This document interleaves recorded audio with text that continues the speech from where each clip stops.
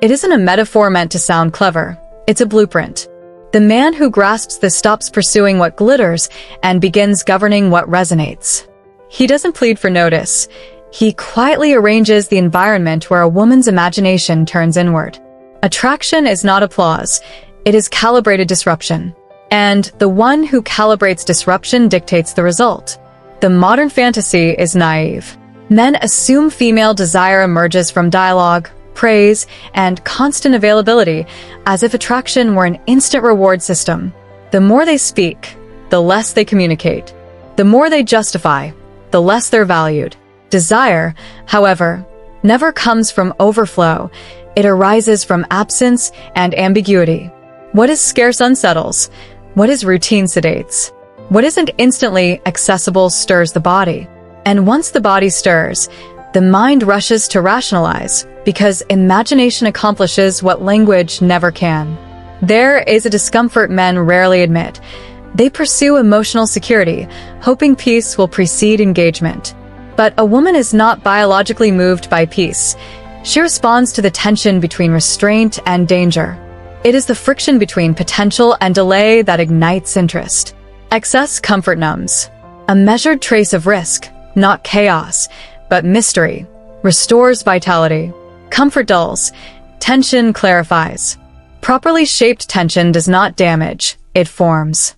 Machiavelli never addressed seduction directly, but he understood human nature, and human nature doesn't evolve with trends. Men are motivated more by anticipation than possession.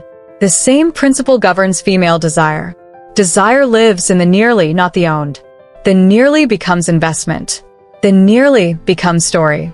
The nearly is where the mind invents scenes, assigns meaning, and multiplies sensation. Give everything, and hope collapses. Suggest, sustain, and anticipation grows. The nervous man overgives. The deliberate man measures. And the one who measures establishes worth. Jung described the shadow as what awareness rejects, but the body recognizes. In the feminine unconscious exists the image of the man who provokes without surrendering. He awakens the instinct that wants to be challenged, stretched, decoded. He is not the cartoon of excess. He is the unresolved presence who refuses to thin himself for approval. He stands complete. And because he remains intact, he pulls her psyche out of safety and into engagement. The shadow moves when resistance appears. Desire expands when it encounters form. Energy seeks boundary. Without boundary, it disperses. The ordinary man persuades. The anxious man explains. The aware man does neither. He regulates. He sets tempo, pressure and pause, approach and withdrawal, signal and restraint. He lets her mind labor, allows uncertainty to deepen commitment, and lets silence speak. He understands desire isn't a switch. It's a terrain. And within that terrain, the law is unchanged. Whoever sets tension sets hierarchy, and whoever sets hierarchy earns respect before intimacy. This is why authority speaks through containment, not insistence. The man who masters emotional tension activates a woman's sexuality without contact because he first engages the source, the psychological. Alter the symbol, and the body follows. Alter the rhythm, and the reaction shifts. When need recedes, presence dominates. And when presence dominates, everything else, looks, gestures, yielding, becomes inevitable. The game begins before speech. It begins when safety-seeking ends and calibrated tension begins. It begins when a man understands that desire is influence, and influence begins with self-command. The unseen mistake. Men try to create bonding when they should be creating polarity. The modern man approaches seeking warmth, approval, acceptance, reassurance. But safety dissolves polarity, and polarity is the root of attraction. Bonding is the final phase, not the opening move. Force it early, and mystery evaporates. The error is believing women fall for comfort, when in truth they fall for the gap between curiosity and control. The feminine unconscious responds not to security, but to emotional gravity. A woman doesn't want a man who gives endlessly. She wants one who makes her feel. Feeling isn't built through explanation. It's transmitted through energy. While the average man narrates, the intentional man embodies. He doesn't drown silence, he stretches it until she fills it herself. He lets emptiness work. And the one who invests first is already conceding ground. Machiavelli wrote that men must be either caressed or destroyed. Translated here, neutrality is fatal. Neutrality erases tension. Desire isn't sparked by availability, it's sparked by unpredictability. Predictability soothes, and instinct dies in comfort. The emotional economy of attraction obeys one law. She must feel she's earning something that isn't guaranteed. Not manipulation, valuation. Schopenhauer observed that will precedes intellect. Attraction ignites before reason arrives. That's why logical conversation never generates magnetism, it creates familiarity. It categorizes you as safe, pleasant, harmless. But desire requires risk. Remove risk, and mystery vanishes. Remove mystery, and desire follows.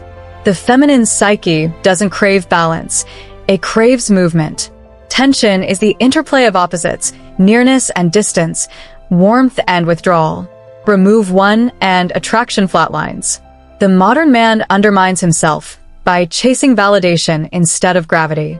He wants appreciation for goodness, not desire for strength. But admiration doesn't move the body, polarity does. A woman may respect discipline and kindness and still feel nothing, because respect engages cognition, not instinct. Attraction is not gratitude. It is projection. It forms from what she imagines, not what she knows. The more she imagines, the deeper she invests. And the deeper the investment, the stronger the desire. Connection emerges after value is proven. Start with connection, and you negotiate before drawing the blade.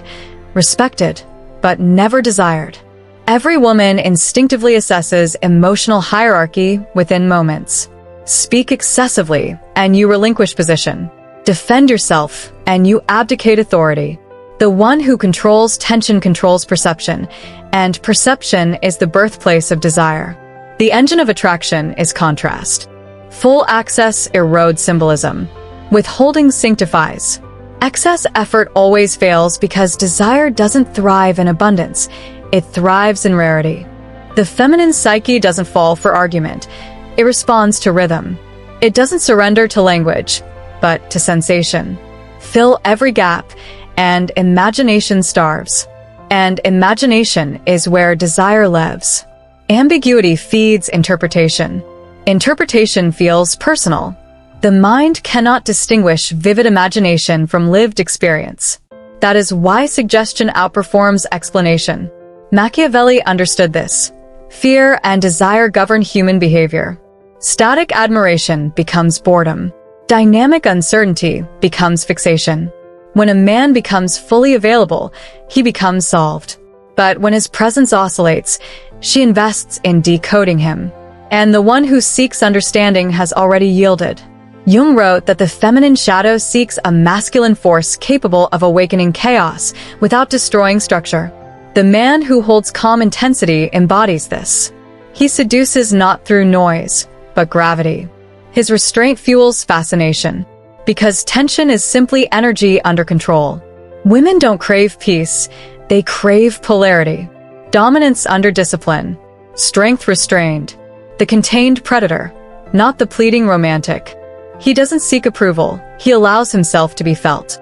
The ordinary man tries to please, the potent man provokes. He leads tempo. He lets silence speak after the glance.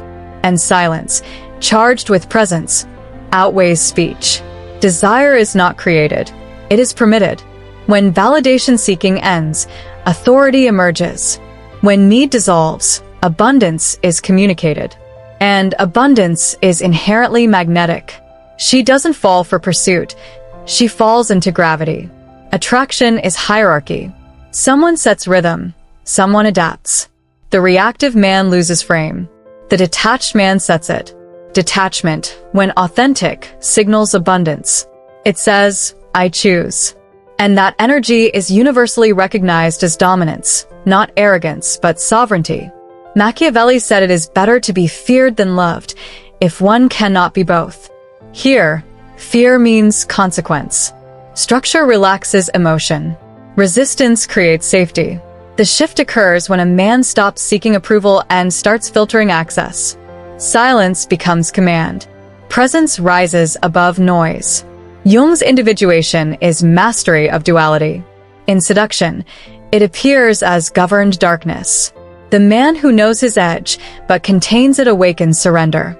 Because a woman submits only to what she respects and respects what cannot be tamed. The average man overgives. The powerful man selects. Rarity creates weight. Weight creates value. Withdrawal preserves gravity. Attention is earned. Rhythm is controlled. And the one who controls rhythm governs the exchange. The conclusion remains unchanged. A woman doesn't yield to words, but to the force behind them. Attraction is calibration, not communication. Excess explanation kills signal. Mystery amplifies pull. Feeling precedes understanding. The modern man reverses the order and loses polarity. First tension, then respect, then connection. Influence is invisible. Rhythm governs perception. Perception governs emotion. True seduction is gravity. And gravity belongs to the man who no longer chases desire, because he has become its source.